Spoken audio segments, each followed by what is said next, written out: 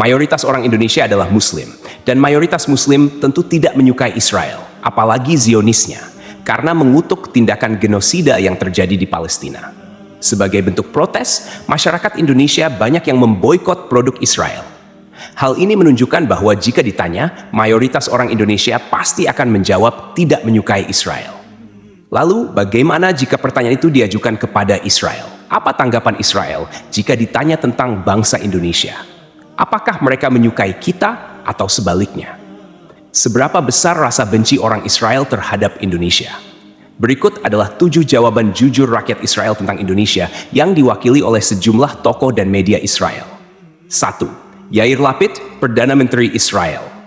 Yair Perdana Menteri Israel ke-14 yang menjabat pada Juli hingga Desember 2022 dalam pidatonya di sidang internasional PBB pada September 2022 menyebut Indonesia. Ia dengan tegas menyatakan bahwa Israel ingin menjalin hubungan persahabatan dengan Indonesia dan mengajak Indonesia untuk mengakui kemerdekaan Israel seperti negara-negara Uni Eropa. Dari sini, kita dapat melihat bahwa Perdana Menteri Yair Lapid memiliki pandangan positif terhadap Indonesia. 2. Sagi Karni, Duta Besar Israel untuk Singapura. Sagi Karni, yang menjabat sebagai Duta Besar Israel untuk Singapura dari 2019 hingga 2023, memberikan kritik terhadap Indonesia pada Mei 2021 ketika Indonesia, Malaysia, dan Brunei meminta PBB untuk menghentikan serangan Israel ke Gaza.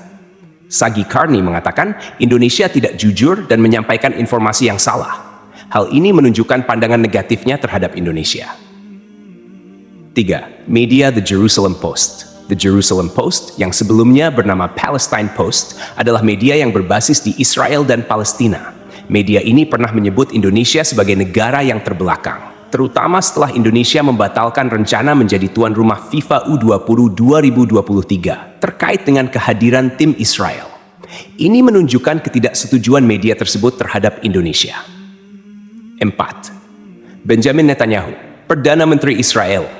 Benjamin Netanyahu, Perdana Menteri Israel sejak Desember 2022, pernah mengungkapkan keinginannya agar Israel bisa menjalin hubungan bilateral dengan Indonesia.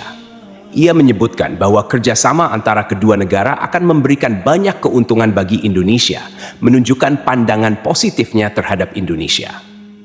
5. Isaac Herzog. Isaac Herzog, Presiden Israel, mengungkapkan kekecewaannya terhadap Indonesia setelah Indonesia menolak timnas Israel U20 untuk bertanding di Indonesia. Herzog menyebut ini sebagai keputusan yang salah dan fatal, yang menunjukkan bahwa ia tidak terlalu menyukai Indonesia.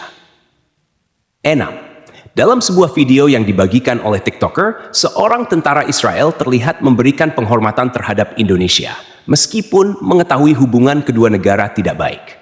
Namun, tidak semua tentara Israel memiliki pandangan yang sama, karena ada juga yang menyampaikan ujaran kebencian terhadap Indonesia.